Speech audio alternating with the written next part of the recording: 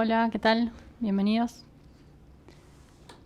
Vamos a empezar con la clase de hoy. Bueno, introduciendo esto, dos sistemas fundamentales, como ustedes vieron en el aviso, enseñamos en nuestra escuela. Uno es la psicología de Gurdjieff, que en realidad es mucho más que una psicología como hoy se entiende psicología, es todo un sistema, toda una doctrina de conocimiento, el sistema de Gurdjieff, y también la cosmovisión de Jung. Aunque Jung no lo presentara así, a lo largo del estudio de toda su obra, podemos ver que su trabajo no se limita al campo de lo que hoy se conoce como psicología.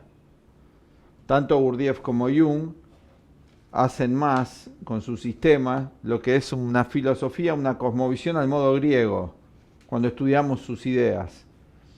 En el caso de Gurdjieff lo podemos ver en el trabajo de él y sus discípulos, ejemplificado en los libros que han quedado publicados para el público. Hay mucho material todavía que no se ha publicado. Y por otro lado, en el caso de Jung, vemos lo mismo. En sus obras completas, que son 18 tomos, un montón de libros dentro de 18 tomos, y aparte otras obras que ahora se están publicando, como el Libro Negro y todo, se ve toda su cosmovisión. Cuando estudiamos los antiguos sistemas y las doctrinas griegas, de los grandes metafísicos, los neoplatónicos, encontramos algo similar en el trabajo que modernamente hiciera Jung, dentro del campo que él llamó en su momento, donde él se abrió paso, psicología, pero es mucho más que eso. De hecho, muchos de los críticos de Jung dicen, ¿pero qué es al final Jung? ¿Es una psicología? Sí, claro que es una psicología, es una filosofía también. Y hay toda una cosmovisión implícita. En el sentido que hablábamos la clase anterior de psicología como mucho más que lo que se conoce en general, sino como parte de la filosofía antigua o la ciencia de la mente. Claro. Bueno, esto en cuanto a eso. Hoy vamos a introducir la estructura, el esqueleto del sistema de Gurdjieff, para que luego el alumno se vuelva a referir a esto. A lo largo de todo el estudio, yo prácticamente hace 32, 33 años que estoy formándome en el cuarto camino, uno va descubriendo que esta estructura que damos, que fue la misma que yo aprendí al comienzo en los primeros cursos iniciales, esta estructura del cuarto camino, la que di en los cursos iniciales, es la base de todo lo que luego vamos a estudiar a lo largo del sistema. Vamos a referirnos de vuelta a este esqueleto, a los principios. Es muy importante porque vamos a ver que acá en la psicología, tanto de Jung como del cuarto camino, hay estructura. Y en lo que se llama métodos de psicología modernas carecen de estructura. Hay 2 o 3 ideas simples y nada más. Tanto en la psicología Freud como el conductismo, ¿sí? O la psicología social y todos sus desprendimientos. Acá vamos a ver que hay todo un aparato, toda una estructura de cómo es la mente y la relación de la mente con el universo.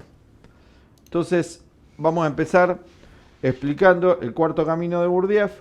Hemos hecho material en el canal, si ustedes los quieren ver, biográfico de la vida de Gurdjieff. Cuando hacemos homenajes, comentamos bastante de la vida de él. Es inagotable la cantidad de conocimientos que podemos decir acerca de todo el trabajo que hiciera Gurdjieff, pero para Occidente, tomando Rusia ahora como Occidente, aunque no es Occidente, es más tipo oriental, la cultura rusa, Gurdjieff empieza su trabajo con el público en San Petersburgo, en Rusia. En el año 1910, entre 1910 y 1913, empieza a formar lo que son y a difundir el conocimiento de la psicología del cuarto camino. Fundamentalmente, Gurdjieff ya antes había elaborado todo el sistema, había viajado por Oriente, estuvo en el Tíbet, igual que Blavatsky. Hay relatos de tibetanos, de lamas, donde cuentan que Gurdjieff fue el preceptor, o sea, el maestro del Dalai Lama anterior a este. O sea que ya nos da una... Si estudiamos algo del budismo, nosotros lo estudiamos y vemos la dimensión de lo que es el budismo tibetano, que es un sistema de psicología metafísico avanzadísimo. Podemos imaginarnos cómo es que Gurdjieff llegó a enseñar a los maestros de maestros ahí en el budismo tibetano. Pero bueno, hay muchos relatos de esto, verídicos, de la estancia de Gurdjieff en el Tíbet. Luego se conecta con Uspensky, un matemático ruso, teósofo. En su momento ya se había difundido la teosofía en Rusia. Y se encuentran en Rusia uno de origen armenio-ruso, que era Gurdjieff. Ahí nace en el Cáucaso, en 1866, y Ouspensky Eh, También contemporáneo de él en edad, es un matemático ruso, teósofo, escritor, eh, que ya va a publicar, antes de conocerlo a Gurdjieff, obras importantes en el campo de la matemática, haciendo una crítica de la matemática que empezaba a surgir en el siglo XX, y escribe el tercer organón de la física, que se llama Tertium Organum. En la física, en la historia de la física, hay tres organones. El primero es el de Aristóteles, el organón. El segundo es de Francis Bacon, un filósofo del medioevo del 1500, esoterista, además alquimista, que es al que se le atribuye la autoría de las obras de Shakespeare, fundador de la Orden Rosacruz, allá por el 1500, Francis Bacon.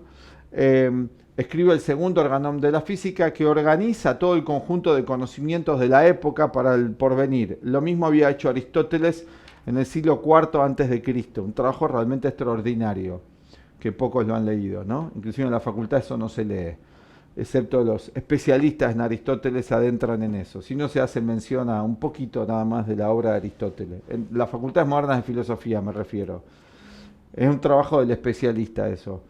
Y luego tenemos el tercer organón en el campo de la física, que lo escribe Ouspensky, donde hace una crítica, en el sentido kantiano, un análisis de todos los conocimientos disponibles acerca de las teorías del cosmos y en el campo de la física. Hace una crítica a la teoría de Einstein, de la relatividad, un análisis en cuanto a aciertos y errores, algo de mucho nivel, basándose también en un gran matemático que fue Minkowski. Bueno, es algo para leer, muy complejo, no vamos a estudiar esto en este curso, eso, nosotros lo estudiamos todo eso en la escuela, pero en los cursos ya muy avanzados. Para empezar, ahí Ouspensky y Gurdjieff en 1910-1913 empiezan a armar los primeros grupos en la Rusia que está convulsionada en ese momento, la Rusia que ingresa en la Primera Guerra Mundial, donde todavía estaba el zarismo, se permitía a la cultura todavía temas esotéricos. Gurdjieff tiene una influencia sobre ciertos grupos con su psicología a través de discípulos de él y él directamente. De hecho, su mujer, su esposa, es de la realeza rusa. Viene el tema del comunismo en Rusia en 1917 y empiezan a prohibir todo. Esto no es una clase política, así que no me interesa si eso está bien o está mal, es lo que sucede. Se hace imposible para Gurdjieff continuar el trabajo ahí. En 1916, no, 1917 se hace imposible todo ahí en ese momento porque hay una guerra interna, una guerra civil en el país, entre el ejército blanco y el rojo, un poco de historia, y se van con todo el grupo, con 100 personas. Primero van a Constantinopla en Turquía intentan poner la escuela, tampoco prospera porque Turquía está atravesando un periodo histórico también muy complejo. Turquía en la Primera Guerra Mundial era uno de los países enfrentados a Occidente. En ese momento hay una convulsión en Turquía, viene un cambio de gobierno, se tiene que ir y se instalan primero en Alemania, luego en Inglaterra, en Francia y luego en Estados Unidos, y de ahí llegan a América. Nosotros, en nuestra escuela, nos llega la enseñanza por esa vía, que son los discípulos de Gurdjieff y Ouspensky que instalan, Rodney Collin, la escuela para toda América, que es el que queda a cargo. Fallece lamentablemente bastante joven. Pero deja la escuela de Cuarto Camino para América, con sede en México, y en Argentina abre un grupo pequeño de gente que luego la va a difundir, que uno es mi maestro, que ya tiene sus años, ya 9 décadas. Entonces, así es como prospera. Bueno, después pueden leer muchos temas, pueden leer la biografía mítica, Encuentros con hombres notables, que es la primera parte de la vida de Gurdjieff, es más de tipo mítica, simbólica la biografía. Hicieron una película, uno de los máximos directores ingleses, que fue Peter Brook, que falleció el año pasado, a los 101 años, que fue el que dirigió el teatro shakespeariano durante décadas. Peter Brook lleva al cine con el guión de Madame de Salzman, que fue la mujer que quedó a cargo de la escuela de Cuarto Camino tras la muerte de Gurdjieff, quedó ella a cargo. Madame de Salzman, junto con Bennett, con 2 o 3 discípulos, son los que continuaron el trabajo de Gurdjieff más fiel en Occidente, y hicieron esta película Encuentros con hombres notables, basada en la biografía de Gurdjieff, que la pueden ver, que es interesante, es muy fiel al libro, tiene la música que componía Gurdjieff junto con de Harman, Thomas de Harman, es muy linda, la pueden ver si quieren un poco más interiorizarse. Bueno, ¿qué es el cuarto camino? Bueno, tradicionalmente, y acá hablamos de caminos, para la evolución de la conciencia, camino, en el sentido que Cristo dice, yo soy el camino, la verdad y la vida, un camino para la evolución de la conciencia. Hablaban de caminos, ¿no? ¿Qué es el cuarto camino principalmente? Es nuevo, lo funda Gurdjieff, en realidad es una forma nueva, un nombre nuevo que le pone Gurdjieff a una síntesis de todo el conocimiento esotérico de todos los tiempos. Sí, toma esta idea de los caminos, fundamentalmente de las escuelas del yoga de la India, ¿no? Donde había 4 yogas o 4 caminos, según el tipo de persona, lo que necesitaba aprender. El primer camino o el primer yoga es el que se conoce como Hatha Yoga. Un paréntesis.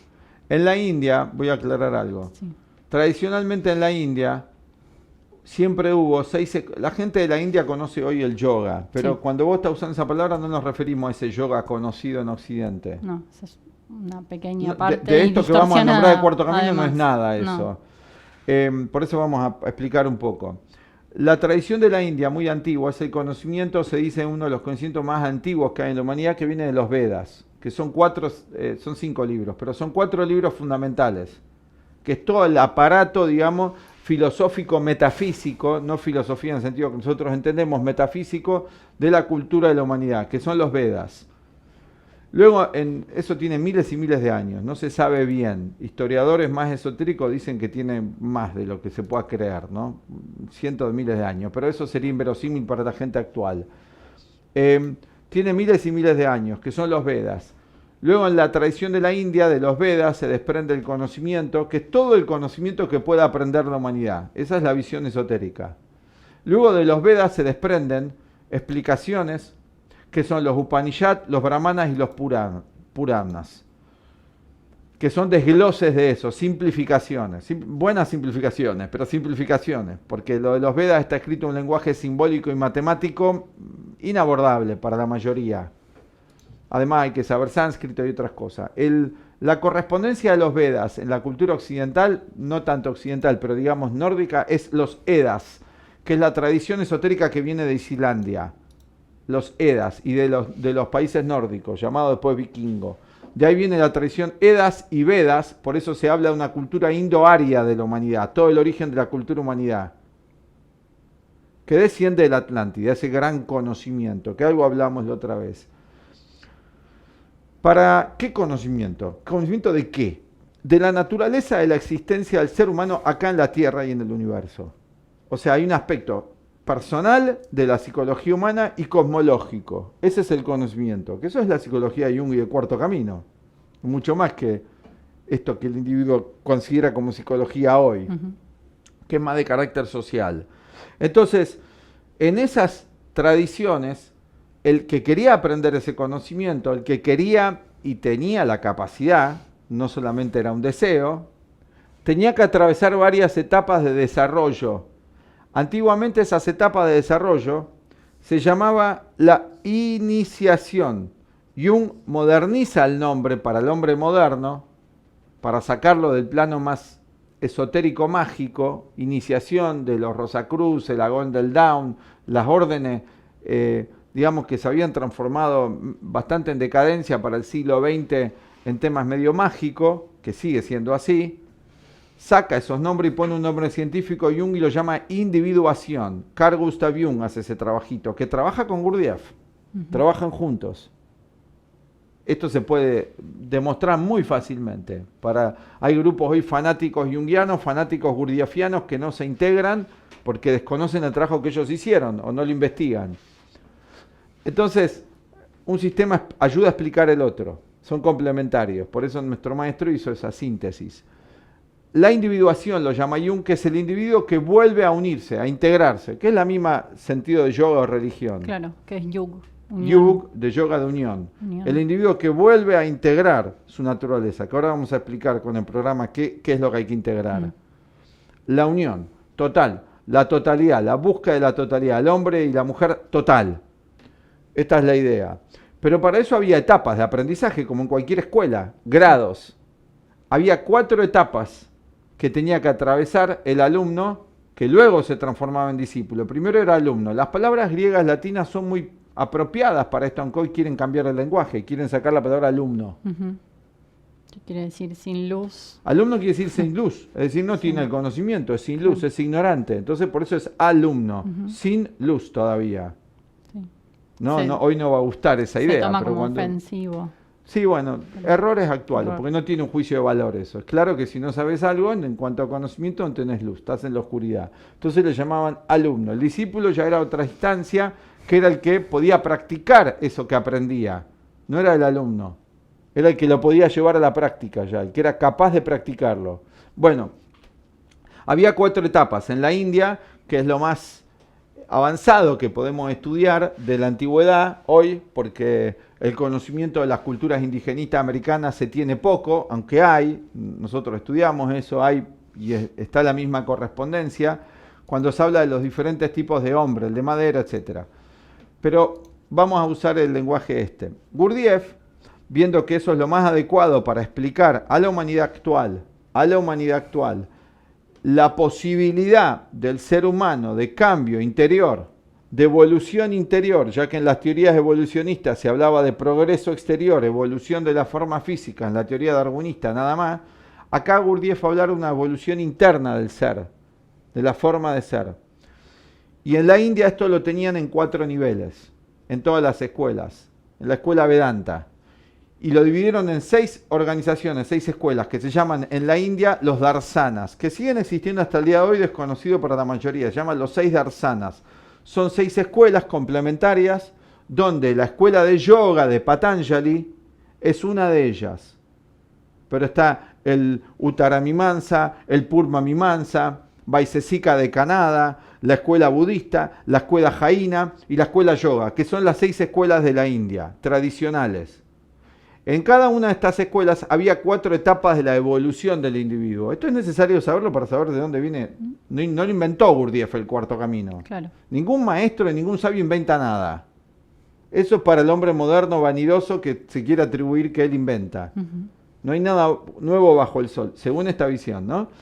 Entonces, ahí ponen 4 etapas. La primera etapa, el primer camino, lo llaman camino para el discípulo, el alumno que entraba a esas escuelas, ¿cuál era? El camino del fakir. El camino del fakir. Hatha Yoga. Hatha Kriya Yoga se llama el nombre original. O el camino del fakir. El primer camino, que no es lo que se practica acá en las posturas, en el gimnasio con yoga y pilate o yoga y depilación. No es eso lo que hacían allá en la India, ni tampoco ahora en la India ya hacen eso. Quedó algo de la tradición de los fakires, pero acá se lo ve como un personaje del circo. Sí. Es mucho más profundo que eso, porque acá se lo ve como cirquerismo eso, ¿no? Sí, como algo externo. Como algo externo. El camino del fakir era un individuo, lo más cercano a esto es la medicina. El individuo, pero medicina práctica, que tenía un control de las funciones fisiológicas. Era la primera etapa. El controlar el cuerpo del discípulo. Podríamos decir que las 4 etapas que vamos a explicar se realizaban en 4 años, pero no es en 4 años, es en varias vidas. Pero al occidental no le puedo decir varias vidas porque está apurado. Así que digamos que son 4 años. Pero el occidental es iluminación en el fin de semana o en una vida. Yo particularmente, después de 30 y pico años, veo que no es posible. Pero bueno, eso es otro capítulo. Para que no se asusten los alumnos y no dejen el curso, vamos a decir 4 años, ya está. Hoy 3 meses, en el curso este introductorio ya está. Los 4 caminos juntos. En 3 meses, ¿no? ¿Cuál es la práctica? Te pregunta el alumno. Antes de que digas te dice, no hablaron de la práctica, si todavía ni te enteraste de qué se trata. Así que estamos un poco ansiosos en nuestra época, ¿no es cierto? Pero bueno, si calmamos esa ansiedad y podemos escuchar un poquito más, un ratito, aunque sea unas horas, vamos a ver que no tiene lógica eso, ¿no? Entonces, dejando ese disparate de lado, de todo ya, vamos a ir explicando. El primer camino era el del dominio del cuerpo físico. Podía ser en 1 año, podía ser en 2 o podía ser en varias etapas. Dependía de la evolución. Dependía de lo que el individuo era capaz, como en el fútbol. Claro, la capacidad que tiene. Y hay unos que en 3 años llegan a ser Messi en 5 y hay otros que en varias vidas. Es lo mismo, miren, hasta en algo tan simple así. La mayoría de los jugadores nunca van a llegar a jugar como él. En esta vida, pero para el budismo le diríamos a los otros jugadores, qué sé yo, a Kempe, no sé ya, me quedé en el tiempo, a los jugadores actuales diría, mira, Esperá, vos entrenate mucho esta vida, la próxima vas a ser como Messi, tranquilo, seguro, si haces todo bien. Es lógico, desde un punto de vista lógico, pero tenés que empezar. Entonces el primer camino era ese, el dominio del cuerpo físico, Hatha Kriya Yoga. ¿Qué quedó popularmente para la gente? ¿Qué? El yoga. Hatha Yoga para Occidente, que es una gimnasia, tipo gimnasia. Aunque se van a ofender los profesores de yoga, yo no lo descalifico eso. Pienso que es una gimnasia muy buena, especial, muy bien diseñada, que también genera sus problemas si no se tienen ciertos conocimientos especiales. Pero bueno, ese es otro capítulo, ¿no? Segundo, el segundo yoga. El segundo camino era, para Occidente lo conocemos como el camino del monje, y era el Bhakti Yoga, Bhakti. que es el camino de la devoción. El camino de la Bhakta devoción. Era el devoto. Que eran en Occidente las órdenes benedictinas del comienzo, no de ahora, del comienzo. O ciertos monjes tipo los trapenses, muy reclusos. Era un camino donde el individuo, a través de una práctica, desarrollaba un sentimiento, los sentimientos superiores, no los comunes, devocionales. Sentimientos superiores, no los comunes cotidianos. A todo lo sagrado de la existencia, no al Dios monoteísta, a ese también, a todo, si uno quiere. Era la devoción, Bhakta era el practicante de la devoción. Pero uno era el cuerpo, otro la devoción. El segundo camino, Bhakti o Bhakta, que es el camino del monje, devocional. El tercer camino era el Jnana Yoga, que se traduce como camino del yogi, pero yogi no en el sentido del que hace las posturas, sino del que reflexiona, ¿no? El filósofo. En la India, tradicionalmente un yogi no es el que practica el Hatha Yoga es o un fakir. Un sabio. No es un sabio tampoco, es un filósofo. Todavía no es un sabio, claro. Es un filósofo. Es un intelectual de bastante nivel, hay grados en esto, claro. que aprende toda la teoría del conocimiento. Sí. Es el tercer camino. El sabio que vos decís viene acá en el cuarto. El tercer camino es el Jnana Yoga. Sí. G-N-A en castellano, ¿no? Porque en sánscrito no se escribe así. G-N-A-N-A. Jnana. O sea, Hatha Kriya Yoga, Bhakti, Jnana. Primero, segundo y tercer camino. Y el cuarto camino, que es lo que Gurdjieff va a traer a Occidente. Era el Raja Yoga. Rey. Que se traduce como el rey de los yogas. Raja, no de en argentino de salir corriendo, sino Raja, Raya. Claro. Sí. Que es la integración de los tres primeros en simultáneo. O sea, implica un trabajo a la vez sobre lo motriz, sobre lo emocional, devocional y sobre lo intelectual. Toda la teoría del conocimiento que tiene que aprender el discípulo. Es más difícil, porque es todo junto, en simultáneo. Eso es lo que propone Gurdjieff. Sí. No es para todos. Va a haber individuos que se van a orientar al primer camino, al segundo, al tercero. En Occidente no hay camino. Y en Oriente hoy tampoco. En el mundo actual, materialista y ateo, no hay camino. Hay vida social, política, profesional. En la antigua sociedad de castas de la India, que hoy se las ve mal, ¿no? Porque no se comprende el sentido profundo de las castas. Claro. Casta se lo ve como racista, ¿no? Vieron que acá en Argentina dicen abajo la casta, ¿no? Claro. Como algo económico también. Claro, político, etcétera. Claro. Pero en la antigua tradición de los Vedas, y esto lo explica Platón en la República, porque Platón se educó en la India y en Egipto, está en sus libros, no estamos inventando nada. Todos los griegos iban a estudiar a la India y a Egipto. Esto está Platón lo cuenta, en Grecia, ¿no es cierto? Era como ir a estudiar a Harvard. Era como ir a estudiar a Harvard, claro. Pero no era una cuestión de plata, porque ahí si pagabas mucha plata o tenías buenas notas no te aceptaban. Okay. Tenías que pasar otro tipo de exámenes, más de tipo distintos. Pero bueno, ese es otro capítulo. No era sino más que ingresaba cualquiera. O de familia de millonario, ¿no? Era otra cosa. Pero...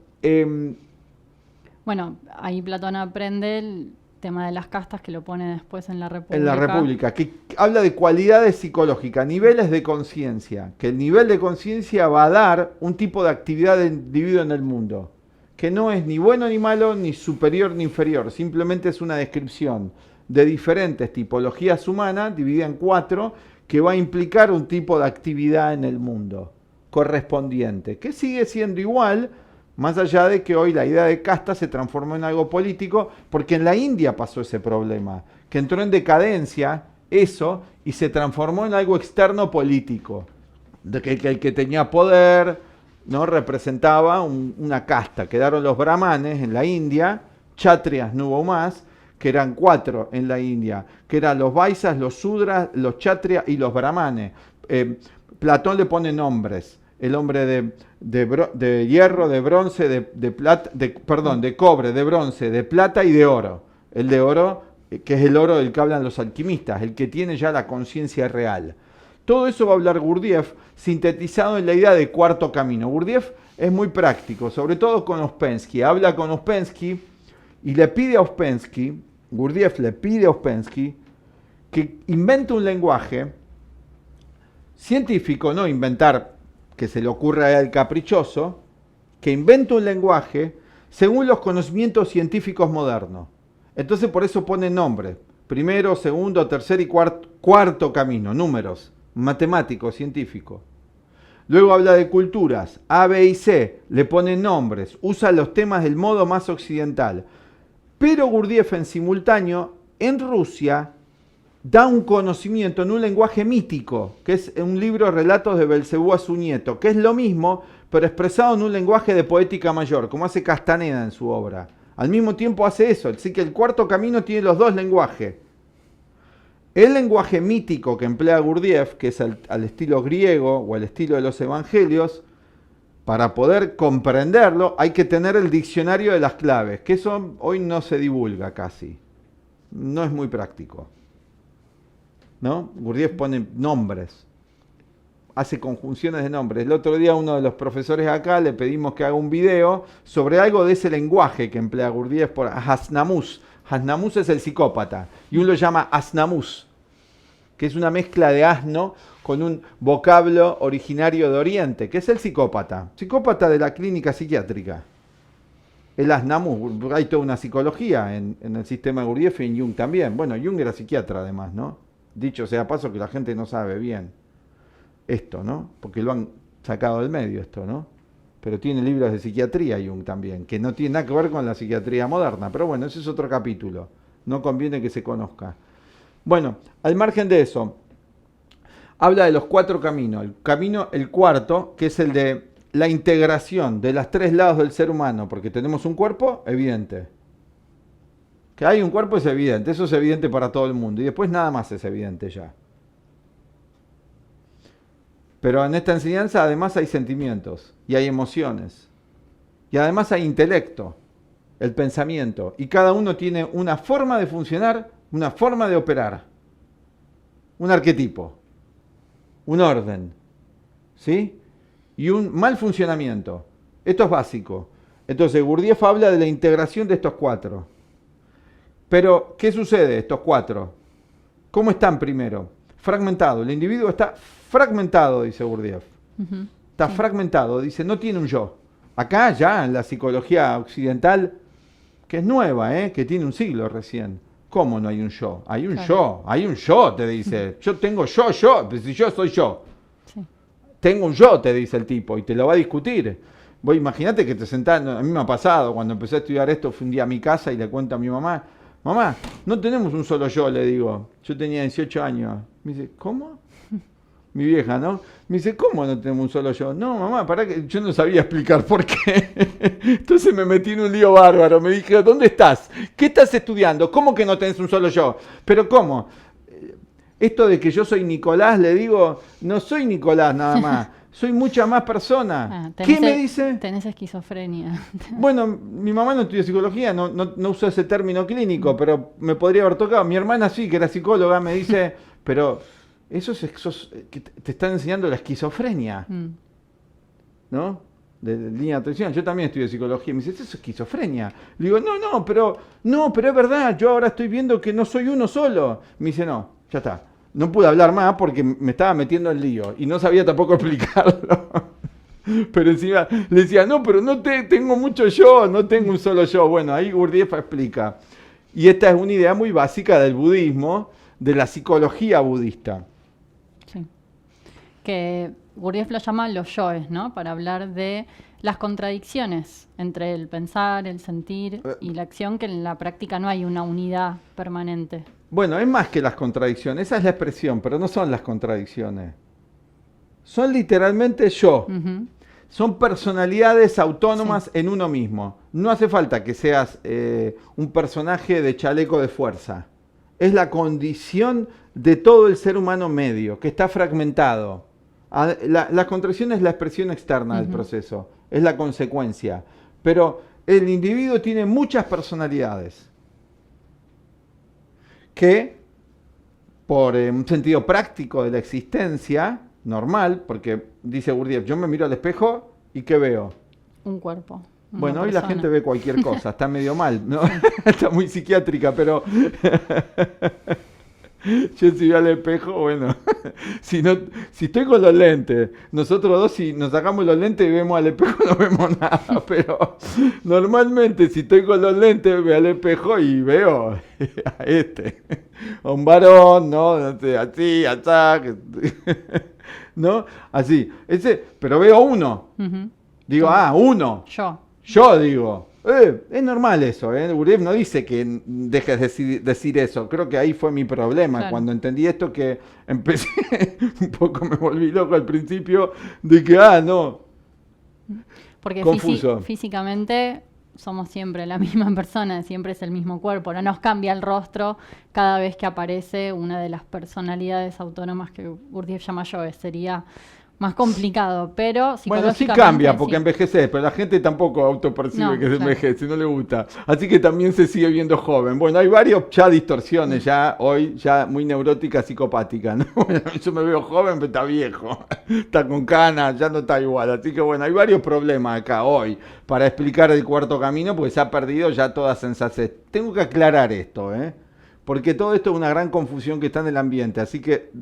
Dejando toda esa insensatez, que la voy a llamar de lado, con todo el respeto al mundo, para el que tiene esa insensatez, sin agredir a nadie, el individuo se percibe como un cuerpo físico y es lógico que en un nivel diga, este es uno, que es cierto.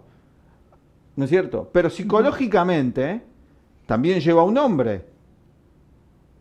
Papá y mamá pusieron un nombre, no pusieron 20 nombres. Está bien, eso es práctico. Para que te llamen, para que te identifiques. No es que no hay que tener un sentido de identidad, pero es una identidad relativa, es una unidad que no es verdadera. El problema está cuando esto se transforma en un absoluto. Esto que llamamos yo es un conjunto de personalidades agrupadas en emociones y sentimientos y en roles que a los fines prácticos de la continuidad del aprendizaje en la escuela de la vida llamamos yo, pero que no hay tal unidad. Esto es algo que lleva bastante trabajo y tiempo observarlo. Primero sacarme la idea de la psicología, entre comillas, occidental, de que hay un ego que es sapiens. Ya hay un obstáculo ahí, que ya hablamos. Si este ego, este yo, es sapiens, si es sabio, miren el nombre que pusieron, bastante mafioso eso. Es psicológicamente muy mafioso eso, porque llamar a este ego tan ignorante sapiens genera un efecto. Tiene un efecto. Las personas, las palabras les afectan. Genera un efecto psicológico esto. ¿Dónde está el sapiens? No hay sapiens. En realidad tendríamos que llamar al hombre actual, hombre en el sentido genérico, mujer, idiotus, porque lo que estamos haciendo no es de sapiens. Entonces, creo que antropológicamente tendríamos que llamar, somos el homo idiotus economicus, que te hablan del, vos estudiaste economía, te hablan del homo economicus, pues te dicen homo economicus, vos decís, el latín, ¿no? Sí, en la facultad te hablan así, ¿no? Homo economicus, ¿no? Que lo único que hace el ser humano es evaluar costo-beneficio. Costo-beneficio, homo economicus, y además ese sapiens, va a evaluar bien el costo-beneficio. Entonces después quieren gobernar y hacer estos líos políticos, que nadie sabe qué está haciendo. Pero este capítulo...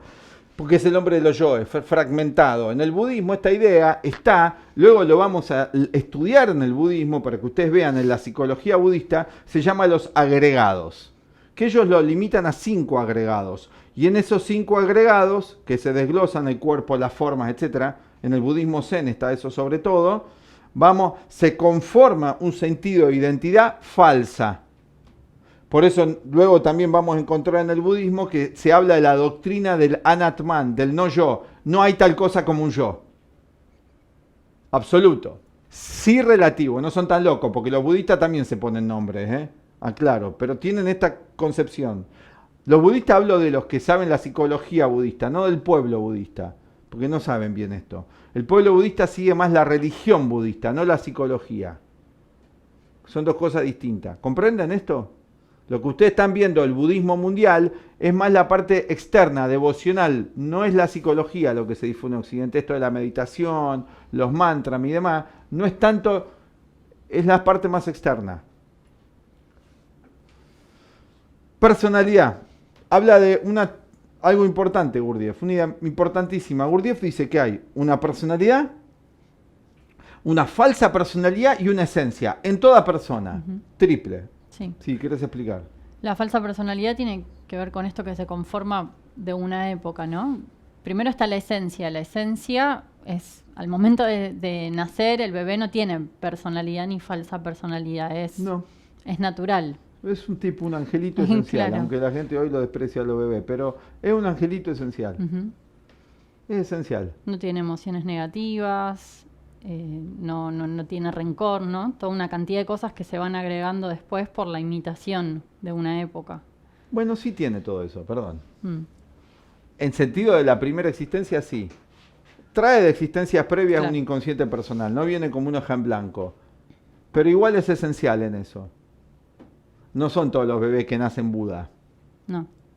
Ni almas, hablamos que en esta psicología hay un proceso de evolución de la conciencia a niveles de conciencia.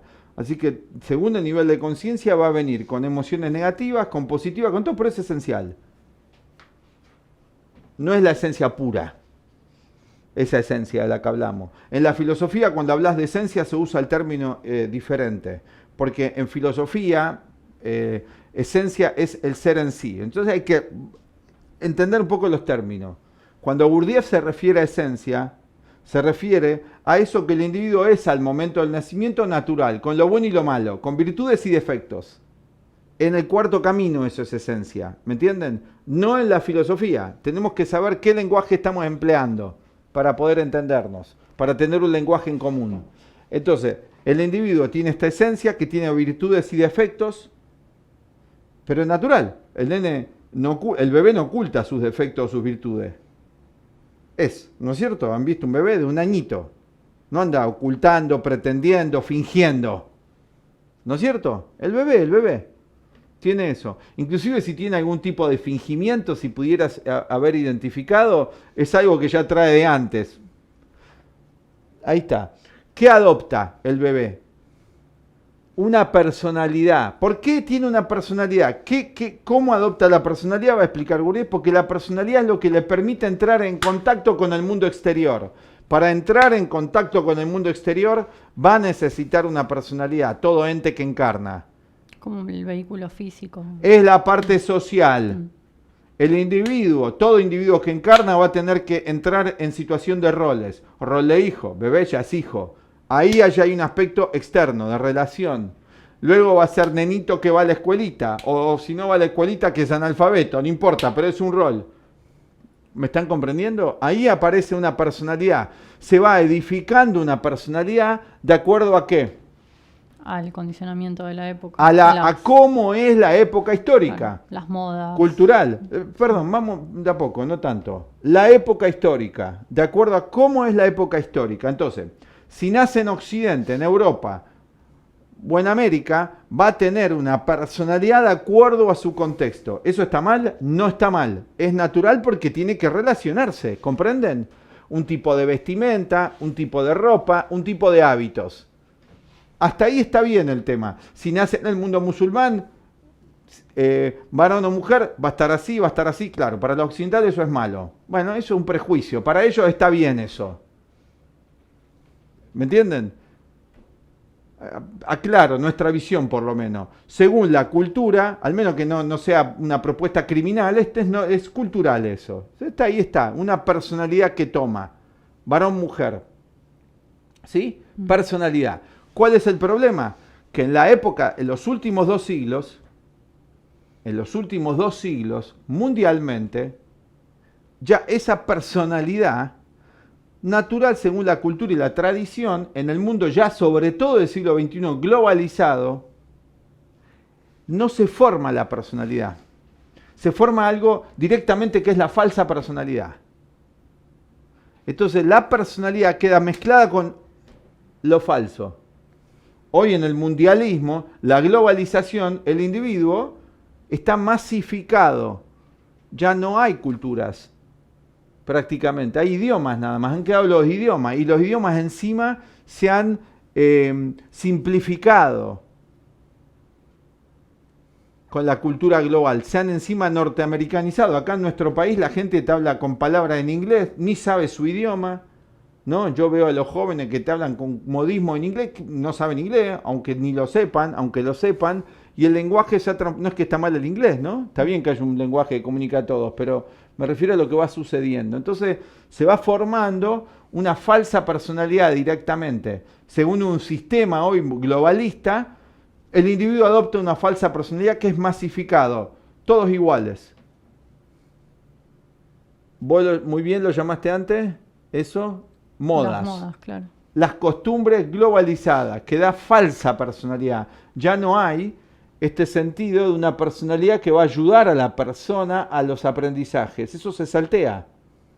En general la gente hoy lo toma del celular, ¿de dónde más?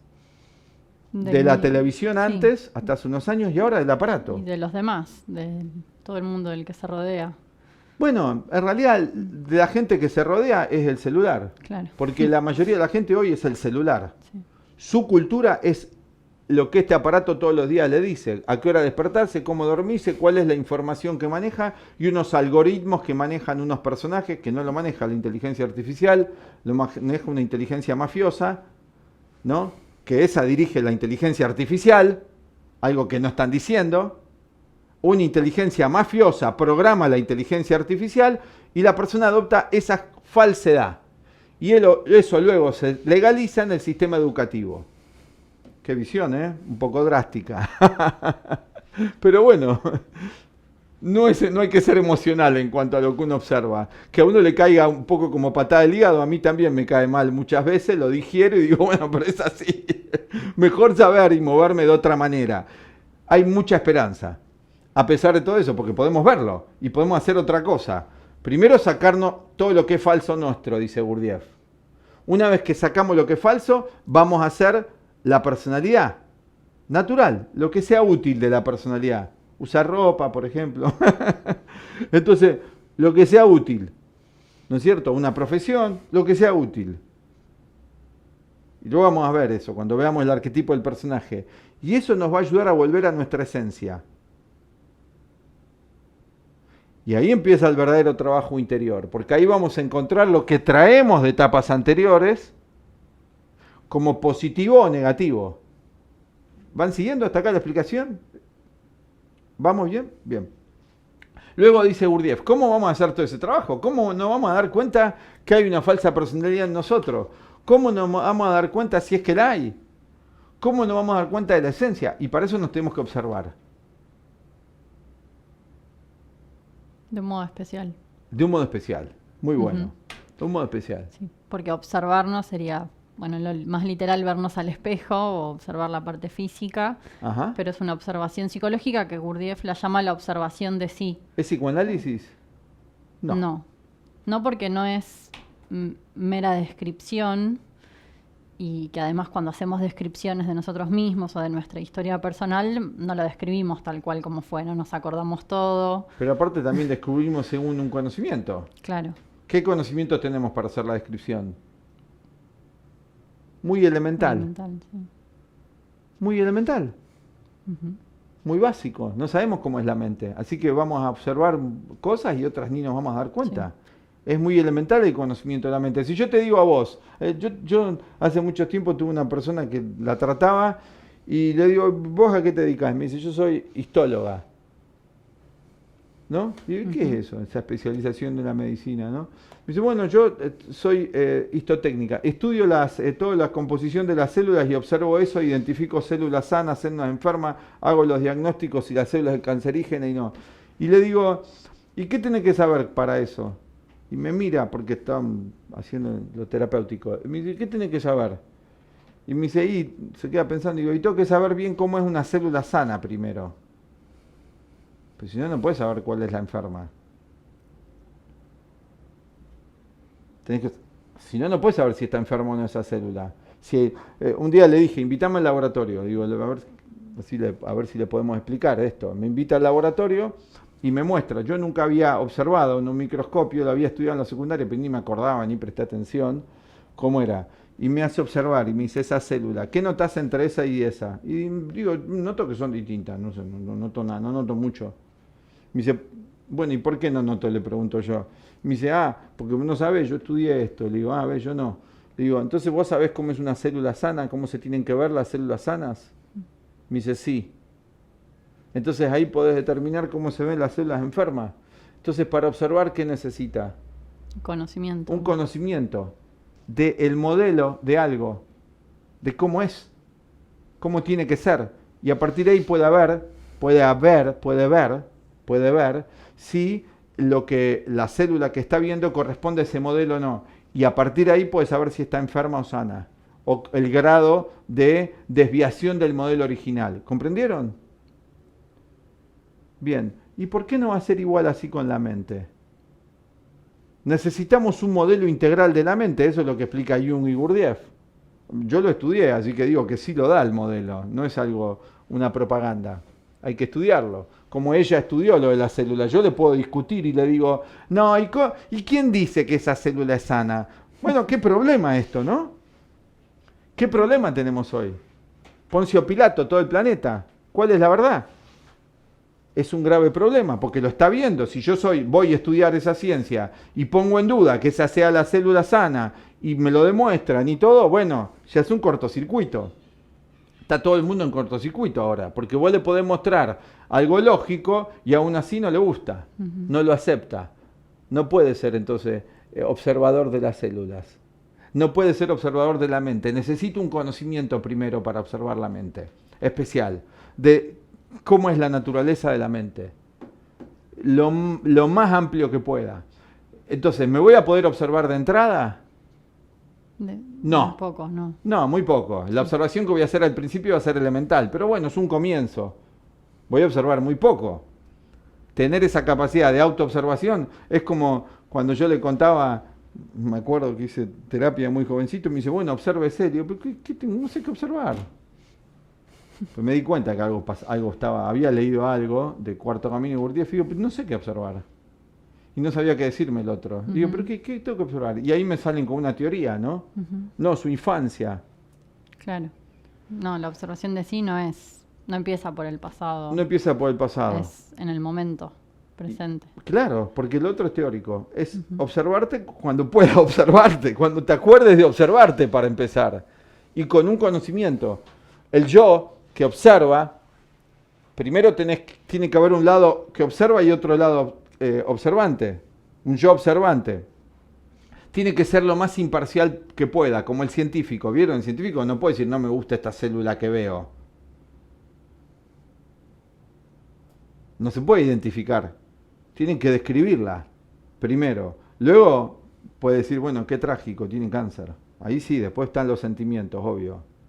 ¿Comprenden? Pero primero tiene que observar, describir. Eso ya es bastante difícil, porque necesito un conocimiento de la mente y necesito luego cierto autocontrol para tratar de ser imparcial. Esa es la observación de sí, toda una práctica. Que hoy te dicen autoobservación como si fuese, me tomo un café. Así nomás.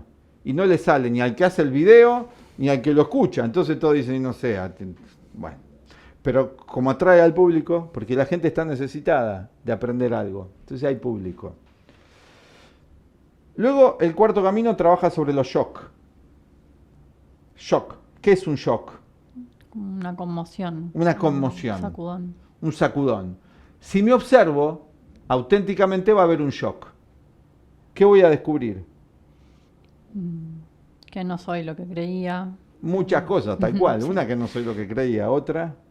Bueno, los yoes. Que no sé nada. Sí. Esto al ego se cae de su pedestal. Es un poco la autoestima ahí, se va al quinoto. Digo, pucha, ¿no? Cuando Sócrates dijo, yo solo sé que no sé nada, ya sabía todo. No le cayó la autoestima cuando vio la inmensidad del saber universal. No tenía problema, era humilde. Pero voy a tener ese shock. Es un shock. Conmoción. Ese shock es muy bueno. La mayoría de las personas no lo quieren tener, o lo amortiguan, o lo disfrazan. Y ese shock empieza ahí algo. Tengo que poder sostenerme ahí. Como un terremoto, ¿vieron? Un shock. Va a producir un shock. Si no produce un shock, la observación de sí es un dato intelectual. Ah, yo soy celoso. Ay, sigo igual hasta que me muero re celoso, jodiéndole la vida a mí y a los demás. Eso no es observación, eso es charla. No sirve para nada eso. Sirve para el que me va a cobrar que se lo cuento una y otra vez haciendo yo catarsis. A ese le sirve. A mí no. A ese sí. A mí me perjudica. ¿No? Demoro el proceso. No es tan sencillo, entiendo. Es complejo esto, ¿no? El recuerdo de sí. Voy a darme cuenta en ese momento, si hago esa observación, que hay algo real. Que hay algo en mí que la mente es concreta como el cuerpo. Que la mente es tan real como el cuerpo. Ya ahí dejo las teorías neurológica de que la mente es el cerebro, es el neuropéptido, es la adrenalina, esta sustancia, esta otra sustancia, que ninguno comprobó nada de todo eso. Pero vende, porque la gente hoy tiene un condicionamiento cientificista materialista, así que vos para venderle algo se lo tenés que describir y que suene científico. Te venden así hasta un shampoo. Te dicen, este shampoo, las acciones de las moléculas de las ceramidas te van a cambiar el pelo. Y dicen, ¡oh, wow! Suena científico. Lo compro, la ceramida, las proteínas, los aminoácidos, Entonces ya, ahí va, ahí entrás, ahí escuchás. Esa es la mentalidad de una época, no está mal.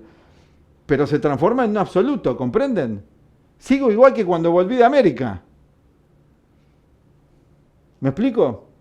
No va a la raíz del problema. No digo que está mal, aclaren, porque todo lo que la ciencia ha identificado que viene de lo antiguo no está mal. Pero tengo que encontrarlo, encararlo de otra manera. Y ahí vamos a encontrar que hay 4 estados de conciencia, dice Gurdjieff.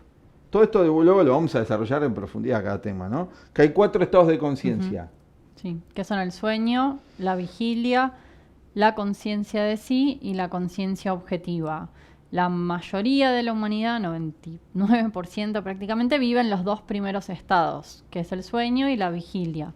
Sueño cuando dormimos en la cama, con imágenes o sin imágenes, pero es el estado de sueño. 1/3 de nuestra vida dicen que nos la pasamos durmiendo. Y la vigilia, que es el momento en el que nos despertamos, y la conciencia cotidiana, ¿no? Ahora, esta vigilia trae un poco del estado anterior, porque es una vigilia con fantasías, o Gurdjieff la llama con ensueños. No hay una plena atención al mundo externo. Está constituida por los estados que se dan en lo que llamamos el mundo onírico. Me acuerde o no me acuerde, no tiene importancia. Ese es el sustratum, esa es la base de la vigilia. Lo inconsciente, que se llama en psicología, no el freudiano, como vamos a ver. Una parte sí, tampoco es de Freud, el inconsciente ni de Jung. Ellos describen procesos, pero es el sustratum del cual partimos. Estados. Claro. Estados previos a la conciencia del ego, que se agregan a la conciencia de vigilia, se suman. Y el ego, yo, luego vamos a ver, esta vigilia sale de ese mundo. Es causado ahí, proviene de ahí. Lo vemos claramente y después lo vamos a ver en el desarrollo de la conciencia de la psicología del bebé a la psicología del niño y luego del adulto. Esos 2 estados en los que vive la humanidad. Sí. Es el estado donde sucede todo, guerra, violencia, amor, odio, todas las dualidades, ¿no es cierto? Ahí no hay mucho más ahí. Sí, y en la psicología materialista se confunde que la vigilia es lo máximo de conciencia posible. O estás despierto o estás dormido, no hay otra cosa. Eso, nada más. Y después está el placer, hedonista. Fin de semana largo, que acá en nuestro país se han puesto muchos desde hace años. ¿No? Spring break allá en Estados Unidos también, sistema así, ¿no? Mucho ocio, lo más que pueda, y ya está. Y después tengo que esperar, y voy envejeciendo. Claro. Y me tengo que llamar joven, no importa los años que tenga, ese es el dogma. Perdón, pero es la visión moderna. Me tengo que sentir siempre joven, aunque esté re viejo, me duela todo, no, me tengo que sentir joven. Entonces es medio pesado esto, ¿no? Para todo. Es medio, tengo que tener mucha falsa personalidad, porque no le puedo decir a los demás, mira, me duele todo, estoy más viejo. Te da vergüenza, está mal, tenés que correr en la cinta, todo, ¿no? Y es un dogma, no por el materialismo. Podríamos decirle al otro, mira, me duele todo, estoy más viejo. No es una queja, es verdad. ¿Cuál es el problema? Es una visión más oriental, ¿no?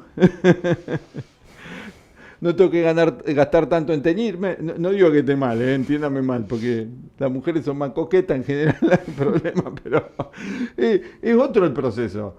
Bueno, entonces, esos dos estados, porque vivimos en esos dos estados, claro, hay mucho pánico, porque hay más en el ser humano, solamente eso. ¿Qué es el problema del materialismo? Porque hasta 1776, que viene la Revolución Norteamericana y Francesa, que empieza el materialismo con todo.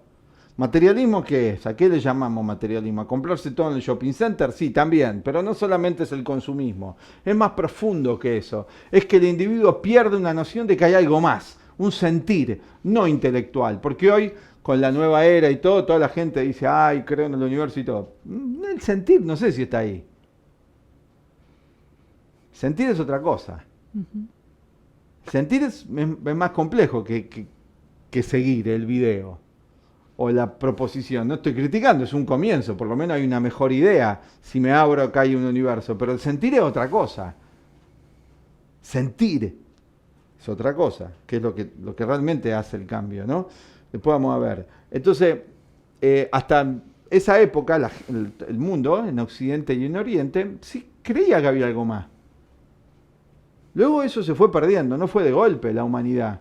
El individuo fue quedando muy en lo externo de sí mismo por el consumismo, por la vida tan extravertida, ¿no es cierto? Y toda la educación empezó, en el siglo XX recién empezó a haber educación con las escuelas, ¿no?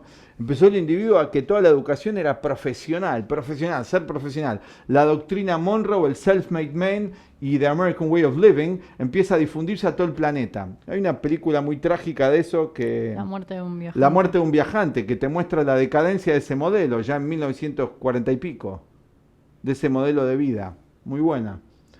Que va a llevar a un nivel a gravísimos conflictos psicológicos, a más fragmentación, a más falsa personalidad. Muy buena. ¿Cómo se llama ese director? De Arthur Miller. De Arthur Miller, ¿no? Lo escribió. Que capta algo del problema psicológico a nivel poético, dramático, ¿no? Del problema humano, moderno. Donde no hay nada más. Pero dice Bourdieu que sí hay más. Y esto es una noticia muy positiva, a pesar de todo lo que vemos que está funcionando, ¿no? Mecánicamente. Que él dice, hay otras dos conciencias posibles, una conciencia de sí y una conciencia objetiva. El individuo puede conocerse a sí mismo, puede salir de ese estado psicológico, puede descubrir que tiene algo más que lo físico y que él es algo más que lo físico. Ahí empieza su verdadera libertad interior. Y eso va a resolver varios problemas. Va a resolver el problema de la enfermedad, la vejez y la muerte. Si desarrollo esa conciencia antes de irme de este plano. Es importante. Para nosotros. No es para todos esto, ¿no? Hoy no hay que hacer propaganda de esto tanta porque es perjudicial. Para algunos va a ser muy importante. Para todos aquellos que, y es toda la humanidad en verdad, pero todavía no se da cuenta, que se enfrentan a la enfermedad, vejez y la muerte y no comprenden qué es. Y les da mucho miedo y mucho pánico. Un ejemplo de esto que decimos, que no es teórico, fue el año 2020. Toda la población mundial entró en pánico. Se enteró en el 2020 que se podía morir. No me importa si lo planificaron los políticos, sino eso es secundario. Lo importante es el efecto y lo que puso en evidencia para los que nos dedicamos a esto. Puso en evidencia, para mí fue una comprobación de todo lo que estudio, de que esta humanidad es ultramaterialista, quizás yo también lo era, no voy a hablar de mí, que somos ultramaterialistas y que no creemos nada que hay algo más. Porque de repente nos cae en la cuenta que nos podemos morir, ya sea de un bichito o de lo que sea. Nos enteramos. Y siempre fue así. Dicen en el hinduismo, que lo pone la gente en la frase, desde que naces ya estás muriendo. Bueno, es una frase, sí, muy profunda, pero que te des cuenta de eso y lo hagas consciente te puede llevar ¿cuánto? Porque todo pareciera que la frase ya está, ¿no? Todo es dato. Complejo llegar a eso. 2020 se puso en evidencia para toda la población mundial. Toda la población mundial, un 99%, excepto un 1%, estaba en estado de pánico. Enterada recién de que se podía morir. Ahora ya se olvidó de la gente. Porque volvió a la nueva locura, que no es nueva normalidad lo que se volvió, se llama nueva locura. Quedó malo, psicológicamente quedó más fragmentada que antes el individuo. No hubo nueva normalidad y al mismo tiempo ese sufrimiento va a producir un cambio, porque el sufrimiento genera conciencia. Esa conciencia de sí va abriéndose paso, esa necesidad todavía no consciente para la humanidad de que hace falta experimentar algo más. En principio la gente se volcó más a buscarlo en drogas, en alcohol, en evasiones, en desviaciones sexuales, porque bueno, no hay otras proposiciones. Es lo que se puede hacer. Las evasiones. O nuevos tipos de vacaciones más estrambóticas, ¿no? En un mundo ya que se vuelve complicado viajar. Cada vez más peligroso. ¿Qué es la conciencia de sí? Vamos a ir como humanidad y cada uno en lo particular a la necesidad de otro tipo de conciencia, a otra posibilidad. Como es una realidad de que existe, esos conocimientos se han difundido siempre, porque de esto hablaron los budistas, de esa conciencia, de eso hablaron los persas, de eso hablaron los pueblos indígenas, los esquimales hablaron de eso en su mitología. O sea, si todos vienen hablando de esa otra conciencia, debe existir, ¿eh? Es interesante, porque no había WhatsApp, no se pusieron de acuerdo como el gobierno mundial para manipular a toda la humanidad. No había WhatsApp. Los esquimales no se podían comunicar con los toltecas de la península de Yucatán ni con los egipcios. No era, como decía Carlitos Marx, sin criticarlo, un opio, eso, un invento. No había WhatsApp. ¿No es cierto? Porque le hacen creer a la gente eso, que toda idea metafísica es un convenio de manipulación. Mirá, hoy no manipulás a la gente con concepciones metafísicas. La manipular no hacía falta hacer toda esa complejidad, inventar todos esos mitos para manipular a la población. La manipulás con un celular. Varios errores de los analistas. Sofistas, lo decía Sócrates, ¿no? Claro. Le decía a los intelectuales. Sí. Nietzsche le decía tubos de colores, pseudo-intelectuales, porque es pseudo-intelectual. Como lo dijimos en un video el otro día. Coloridos por fuera y vacíos por dentro. Son puras palabras. Eso decía Nietzsche. Pero confunden. Cuando peleaba, pero confunde, claro, bueno, sí, te confundes. Cuando alguien te habla, te confundís. Conciencia objetiva. Ese ya es otro nivel. Ya cuando tengo una conciencia de que soy algo más, tengo la vivencia, algo registro, empiezo a trabajar en poner en orden ese mundo que se llama yo mismo, en ordenarlo, ordenar mi mundo, así como ordeno mi casa, también tengo que ordenar mi mundo psicológico, es muy obvio. Bueno, no es tan obvio, ¿no? Si no, todo el mundo estaría empleando bastante tiempo en eso. Miren, gimnasios hay un montón por cuadra en toda la ciudad, toda la gente quiere estar linda. ¿Cierto? Aunque después de la pandemia se puso bastante mal toda la gente, ¿no? Todos lincheras, pero hay gimnasio en todas las cuadras, ¿no? Bueno, en la nueva era de Acuario, que ya vamos a hablar de eso, va a haber gimnasio de la mente. ¿Saben cómo se llamaban los filósofos, los griegos le decían a los budistas? Los gimnosofistas, los que se ejercitaban en la sabiduría. Cuando conocieron los griegos a los budistas, que empezaban a viajar ahí, decían, nosotros estamos más o menos bien, pero estos tipos son extraordinarios. Qué capacidad de observación de la mente que tenían, se quedaban de una pieza, pues estaban mucho más entrenados que ellos, porque eran más antiguos. Cuando viajaban a la India y se encontraban con los sabios hindúes, cuando Pitágoras, que estudió con Buda, fue discípulo de Buda, Yavanacharya, se encuentra con Siddhartha Gautama el Buda, le saca el sombrero y dice, estos tipos, qué entrenados que están. Son extraordinarios. Hay una disertación muy interesante en internet entre Heidegger y un monje budista. Un video. Los niveles de conciencia, para terminar hoy. de la parte de la estructura de cuarto camino. Niveles de conciencia. Para esta psicología, toda la psicología esotérica, no hay dos tipos psicológicos. Que hasta 1990 más o menos estaba el cuerdo y el loco. Era la denominación. No le llamaban loco, ¿no? Esquizofrénico, etc. Pero vamos a sintetizarlo, un poco más popular. Había dos tipos, el cuerdo y el loco, ¿no es cierto? Que cuando yo empecé a estudiar, mi maestro me decía, es la dualidad esa, acá en Occidente nada más tan elemental, el cuerdo y el loco, o el cuerdo y el neurótico.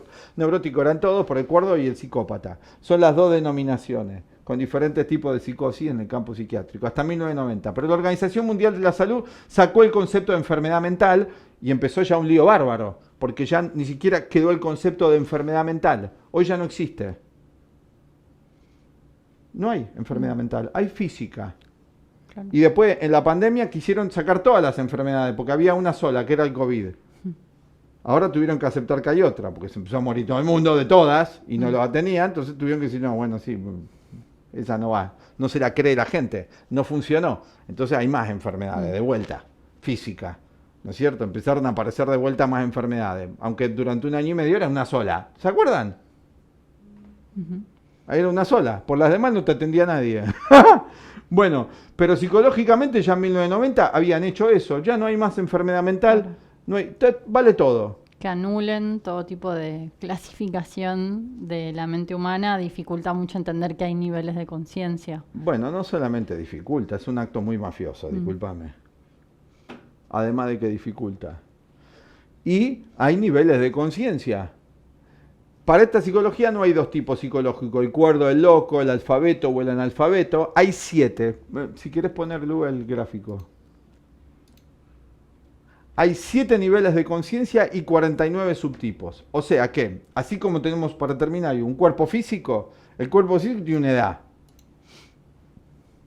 30 y pico, 50 y pico, 70, etcétera, ¿no? Lo ves con los ojos físicos. ¿No? Sí. Te das cuenta más o menos, ¿no? Eso, ¿no? Con los ojos físicos. Ves la edad física. ¿Sí?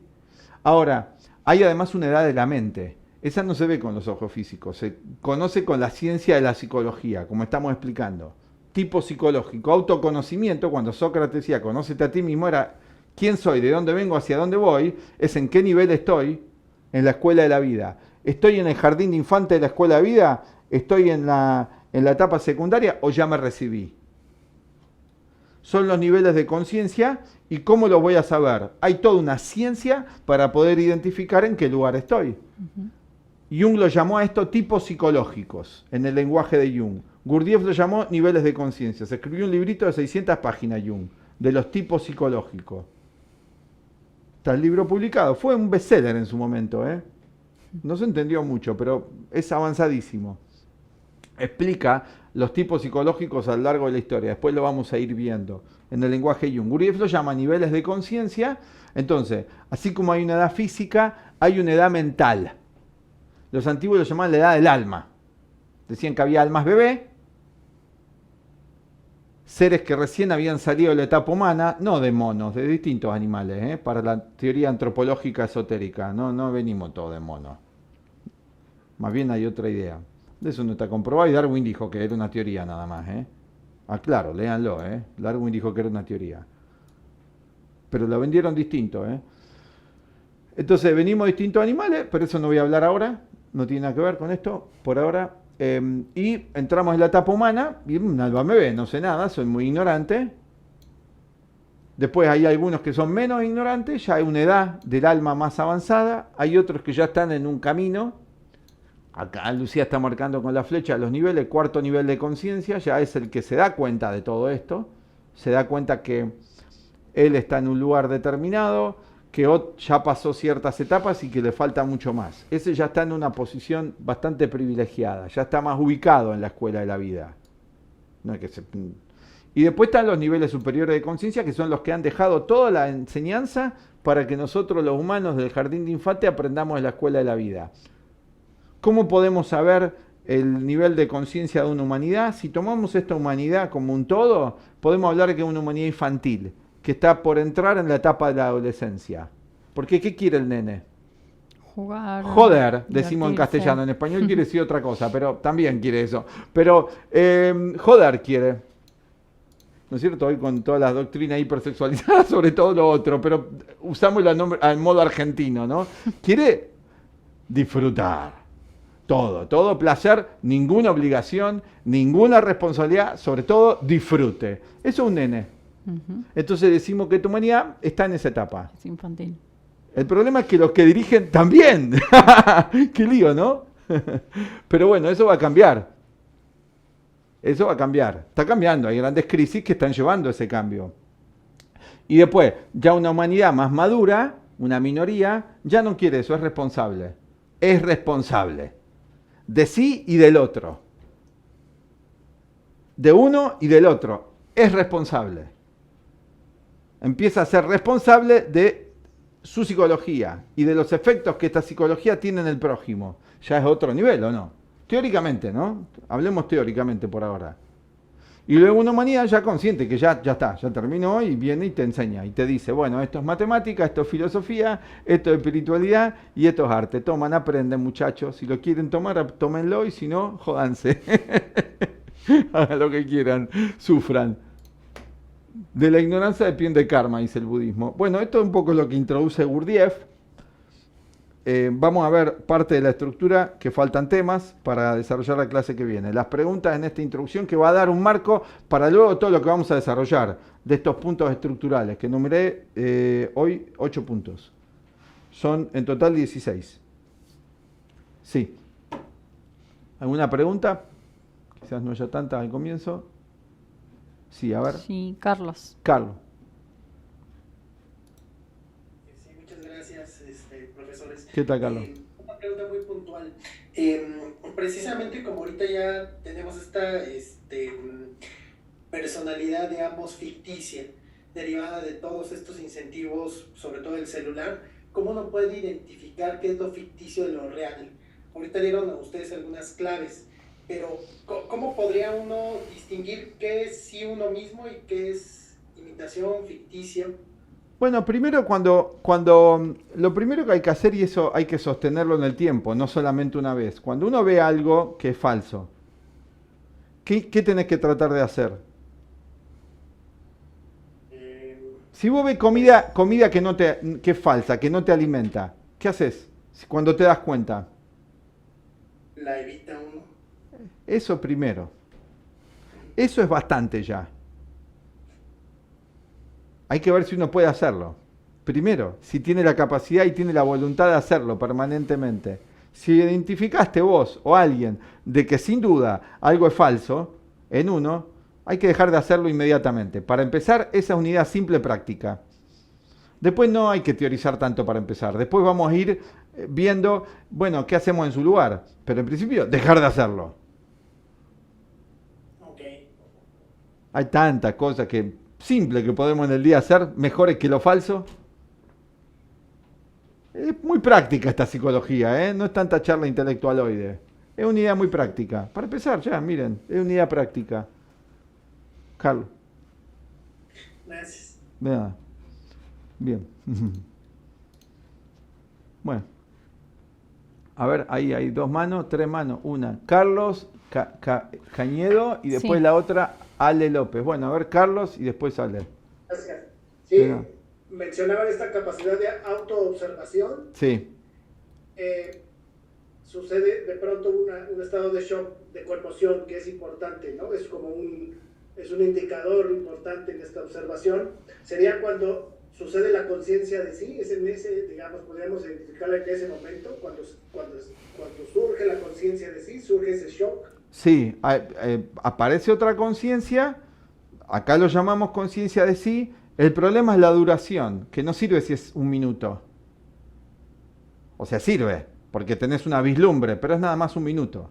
Algo que se escapa, personas que han tenido ese shock, que lo pueden tener muchos seres humanos por diferentes circunstancias, una crisis, un accidente, una experiencia post-mortem, pero no permanece en la mente eso.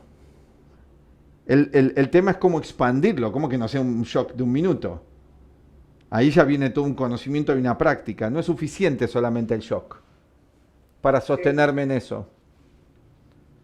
Sí, permanece y digamos es como lo que se dice tocar fondo, digamos, es un tocar fondo. No es tocar fondo, porque si uno toca fondo, que se llama La Noche Oscura del Alma, místicos hablaron de eso, ya uno nunca vuelve a hacer lo anterior. Entonces, en general, todas estas personas que están teniendo los shocks, que toda la población mundial lo está experimentando de diferentes modos, un rato, tiene un grado de conciencia de sí, muy poquito, muy mínimo.